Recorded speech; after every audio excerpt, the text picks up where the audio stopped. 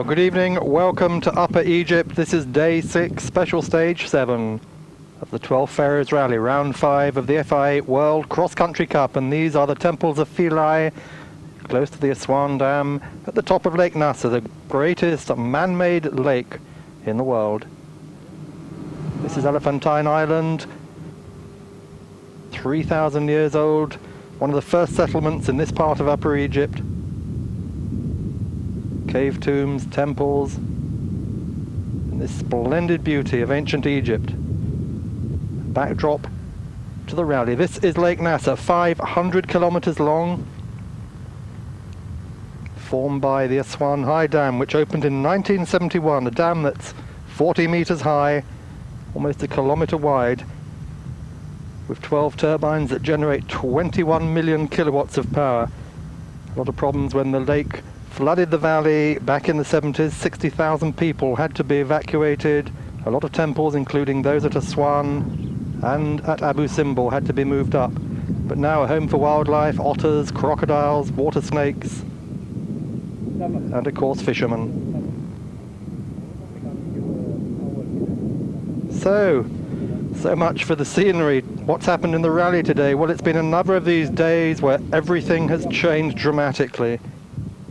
6 stages run now, the first of those starting on Sunday from Alexandria and Alamein, Timo Salen of Citroen and Rai Badar of Egypt, the 2 winners. Schlesser and Archeron's winning day 2. Al-Hajri and Archeron's also on day 2. Day 3, Auriol and Pico winning. Day 4, Salen and Archeron's. Day 5, Auriol and Archeron's. So Jordi Archeron's of Spain, the most winning driver at the moment. These are today's rally leaders. Hubert Auriol we just saw in the Citroen. This is Saeed Al-Hajri for Mitsubishi. So Citroen and Mitsubishi fighting hard all through the rally, but disaster then for Auriol. He tries to take a shortcut through a ridge in the mountains, and this is what happens.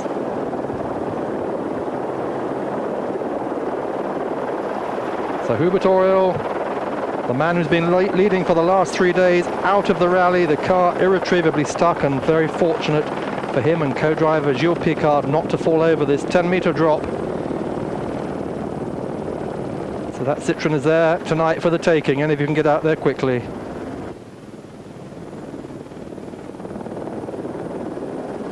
So Hubert Auriol, absolutely distraught about this. Auriol, the man who won the 1992 Paris-Dakar for Mitsubishi, telling us that there's nothing I can really say. It's not bad luck, it's really punishment for trying to take a shortcut. We went off the piste, wanted to get back onto the piste, and we realized that we couldn't get through. It was a big problem for us. We got through this gap in the rocks, we realized there was a slippery slope there, and there was no way we could get back up it. Someone had already gone over the top there, and we assumed it was okay, so we started to follow. When we arrived on the other side, there was a steep slope, sand and black rocks, and we realized we were trapped. It was impossible to move forward or to reverse. We asked if he thought he was going to fall. He said not really, because we'd stopped and we controlled the car. That's why I'm upset. We didn't do anything stupid, anything foolish. I made a mistake. I just shouldn't have gotten where we went. It's such a small thing to have happened, and such a big result. We're out of the rally, and I could never guess what was going to happen. We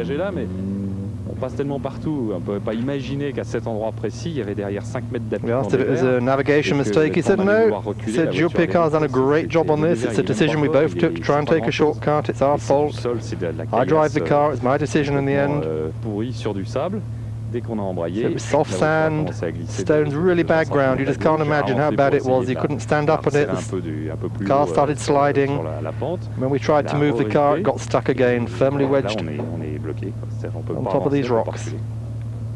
Donc on peut pas dire que c'est une erreur de navigation au départ, c'est surtout un gros coup de malchance. Ah, c'est pas une erreur de navigation, Gilles, il est... We asked Hubert, was he worried about falling out himself? No, he said, I just let myself roll down the slope once I got out, but we couldn't move the car. I tried everything, but that was it. It's all over. Non, ça va. So, disaster for Citroen today, but while Auriol's just telling us the rest of the story, the news today from PTS, Peugeot Talbot Sport, of which Citroen is a part, is that Peugeot will supply their engines to McLaren for Formula One next year, so probably better luck for PTS next year. All this, of course, playing into the hands of Saeed Al-Hajri,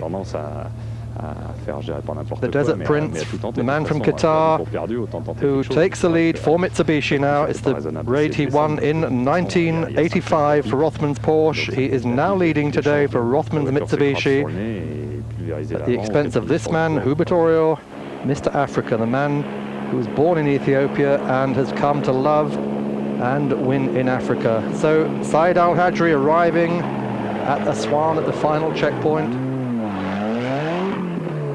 Just a few kilometers into the bivouac, Lake Nasser in the background, as always, and this is the halfway stage of the rally today. As we look at Al-Hajri, the Desert Prince, the man who started rallying in 1978, he won the Pharaohs in '85. Second on the Atlas Rally last year. His co-driver, Henry Magna of France, he's been a Dakar since 1982, and a man who's won a lot as well. He won the 1990 Australian Safari with Kinjiro Shinazuka for Mitsubishi. And he won the Tunisian and Atlas rallies in 1990 with Pierre Lartigue for Lada. So, pushing the Rothman's Mitsubishi Pajero on, 320 horsepower, 2-litre turbocharger, permanent four-wheel drive, Formula One car of the desert. This is the T3 prototype, leading the rally now and leading it by almost 1 hour. Passing these old temples all the way up the Nile Valley, this part of which obviously is now Lake Nasser, 20 kilometers wide in some places and 500 kilometers long.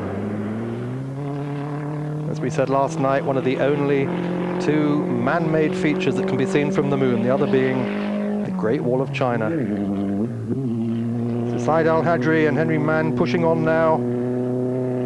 Very confident indeed. We had a chance to talk to Al-Hajri about his success today.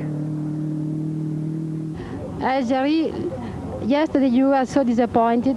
Today you are a leader. Yes, I mean from the beginning of the race, always I try to be safe and quick. Yesterday we've been really trying very hard to lead the rally, but we have benchers. Not good, but it's okay for me yesterday. But today we pushed really from the beginning very hard, and no problem for me in the stage. The stage been very rough, also not easy today. And Auriol, the Citroen, he's I think lost or somewhere. He's go right, I go left, and I come to the finish.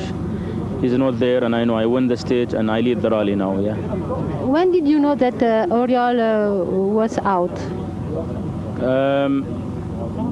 Somewhere in the middle of the stage, because I don't see his track in front of me, and before I am behind him in his dust, and after I lost his dust, I don't see his dust anymore, and I don't see his track in front of me, just the motorbike, and I know he's maybe lost or he's take different way, I don't know, but I go to the finish and I make sure he's not there. I don't know what happened to him. When you know that it was completely out, what did you think? I mean, this is the race. It's always like this. Somebody will go out, somebody will lead, and you don't know. The race still also a long way to go. And for myself, for my cars, my navigators, everybody work 100% to try to win the race, or at least do a well, you know. And this is the answer. Always come good. A long way indeed. Day 6 today, and another 5 to go. In conditions just as tough as this. This man at the moment, 4th overall, Timo Salonen, 2nd fastest on the stage today. Salonen, the 1985 World Rally Champion for Peugeot, now driving for the same manufacturer, partner, Citroen. Won the 85 World Rally Championship by winning rallies in Portugal, Greece, New Zealand, Argentina and Finland. The only World Rally Champion who wears spectacles, and the only driver to ever won 4 consecutive World Championship rallies. Went on afterwards to win the RAC in Britain in '86, endearing himself to British fans, won in Finland the same year, and in 1987 gave Mazda one of their few rally victories in Sweden. His co-driver, of course, Fred Gallagher from Britain, man who won the '85 Safari Rally, the '86 Safari Rally, and the '89 Safari Rally, every time with Toyota. First time with Kankkunen, the second 2 times with Voldegard, and also twice won the Ivory Coast Rally as a navigator. So these two pushing on hard, but yesterday, of course, we lost Bruno Sabi, the man who'd been pushing them very hard with engine failure in his Mitsubishi. This is Jean-Louis Schlesser, third on the stage today. Jean-Louis Schlesser in his Renault-powered buggy. Third overall now, after the demise of Auriol. One of the true great characters in racing today, and he's made the move from sports car racing into the desert. French Formula 3 champion. 1988 he drove for Williams in Formula 1. World sports car champion twice in 90 and 91 for Mercedes, and he won the Pharaohs Rally last year, driving single-handed in a similar buggy. Became the first single-handed winner ever of a rally raid, and also the first 2-wheel drive rally raid winner. We're going to take a very short break. Stay with us on Eurosport for our nightly coverage of the Pharaohs Rally.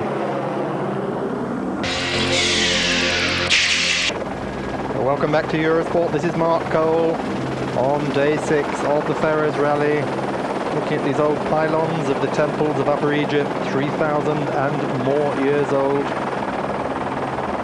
Temple safe above the flooded Nile, which is now Lake Nasser. As we're following still the car section of the rally, cars and trucks.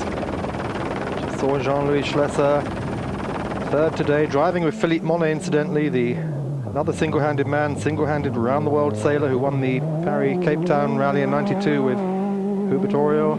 This is Jérôme Rivière in his Duke Z buggy, a buggy in fact that Schlesser raced himself 2 years ago on the Paris-Cape Town. This is Porsche engined, but Rivière having a lot of problems. He is in 21st place. One of the most colourful entries on the rally.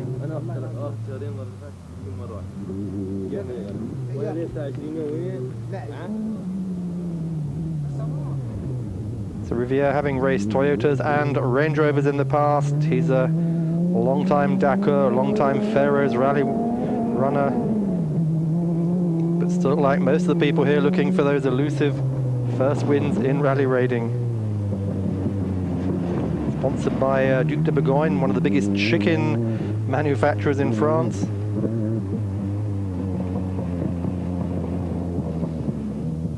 Hear the sound of that glorious Porsche engine going across the desert floor. This is Fontenay, Jean-Pierre Fontenay, the man who has moved into the lead of T2, which is the modified production section. 36 years old, he's a mechanic with Son Auto Rally Art, the people who prepare these cars. His best result in rallying, 91, he was third on the Paris-Dakar.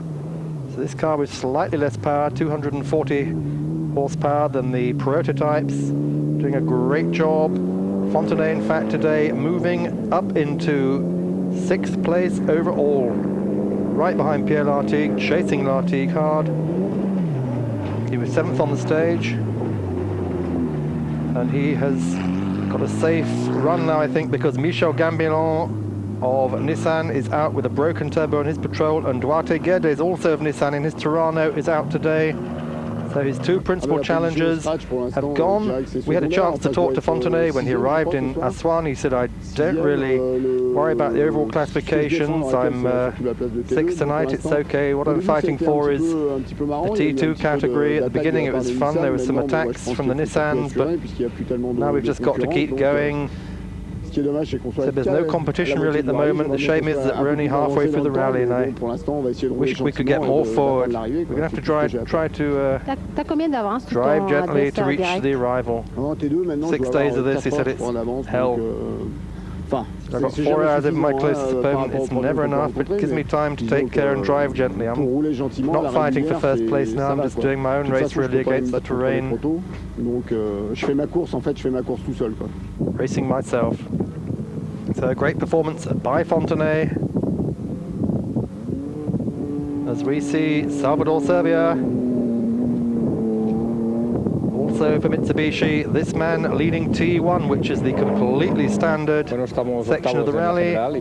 Serbia said, well, yes, we are leading T1. He said, with Mitsubishi overall as well today, it's great. I'm very happy. It's been difficult and complex today. The second part today was very hard. So I hope, though, we'll be able to win the World Championship in this T1 category. Salvador Serbia of Spain, again one of the most experienced of the runners. A chance to see the trucks tonight.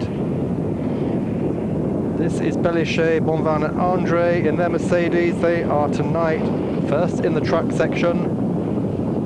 The trucks really promenading rather than racing, but it's hard work. They're servicing cars and bikes on the way too. This in third place, having won today's stage, is the Rothmans truck, Mercedes of Versino, Bonnet and Casio. And as we look at the standings today, Al-Hajri, Ambrosino, Schlesser, Salon and Lartigue, we're going to take a short break. Eurosport, this is Mark Cole looking at day 6 of the Pharaohs Round Egypt Rally. This was the action today, and this was the start of this morning's 189-kilometre competitive stage. Start of the Valley of the Lions, all today totaling 404 kilometers, but there was a mass start similar to those we used to have on the Paris-Dakar in the Tenerife Desert. Jutta Kleinschmidt of Germany, the BMW rider, who is 6th overall at the moment. Looking at everyone getting ready. The story at the moment that Jordi Arcarons, Eddie Aurioli and Franco Pico, two Cagiva riders and the KTM rider, dominating the rally. Arcarons has won 3 stages thus far. Bon, ça c'est bon. Avance un petit peu là. Voilà. And everyone lining up for the mass start. 31 cars started this morning and 22 bikes. These are they. As Fanui, the rally organizer, has the flare ready. They're lined up to charge into the desert on the Valley of the Lion stage. All the world looking like a motocross round. The motocross of a difference. 189 kilometers ahead of them. They're off. And Jordi Arcarons, Eddie Aurioli are immediately out front there, with Franco Pico on the left-hand side, streaming out there as well. But the story of the stage today is a familiar one now, as they head out between this sand and wind-sculpted scenery, heading north back up the side of Lake Nasser. We pick up Jordi Arcarons of Spain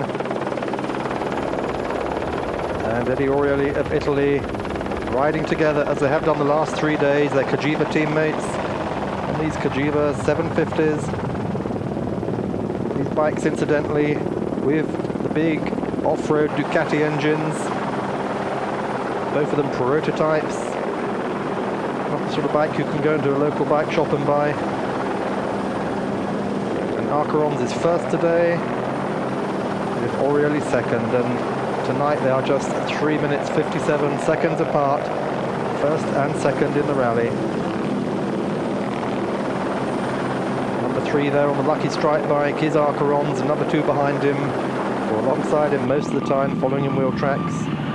This man, Eddie Aurioli of Italy, on the Albatross Cagiva.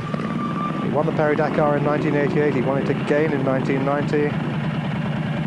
And last year he tried the Pharaohs Rally in a Mercedes, and this is the first problem Arcarons has had the whole rally. His footrest has come loose, but it's not a problem because at the time control he simply puts an elastic bungee around it and holds it up. And if that's the worst problem the Spaniard's going to have on this rally, then he has got no problems at all. He was second in 1990 on the Pharaohs Rally on Cagiva. This year he did the Paris-Dakar on a Yamaha 850, finishing third in the bike section behind Stefan Peter Hansel.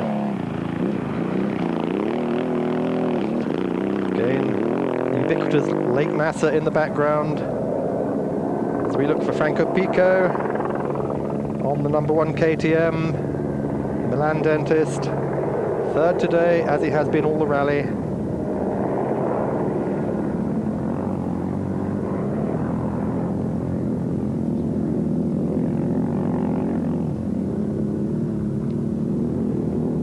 comes Pico on the KTM 600.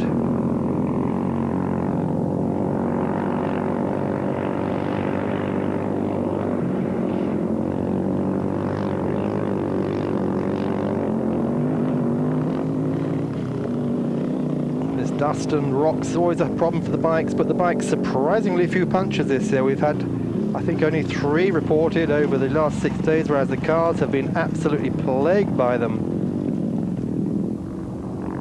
Citroen in particular suffering a lot of rear punctures, although they use the same tyres as Mitsubishi's, the same Michelin's.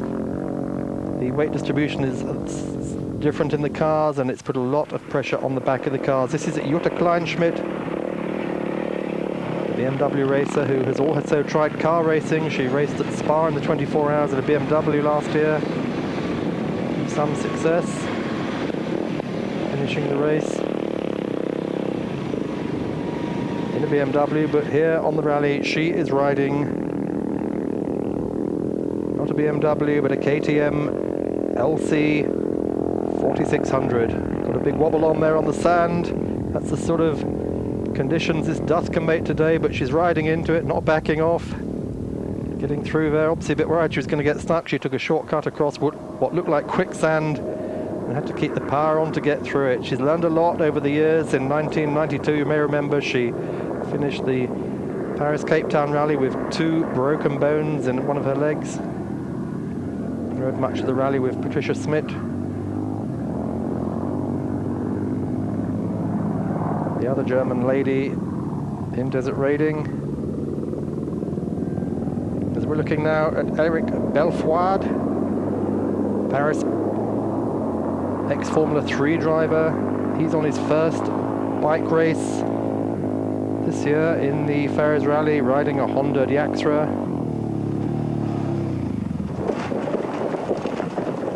Locking up there. He's got a bit of a problem, thought there was a bit of a drop there.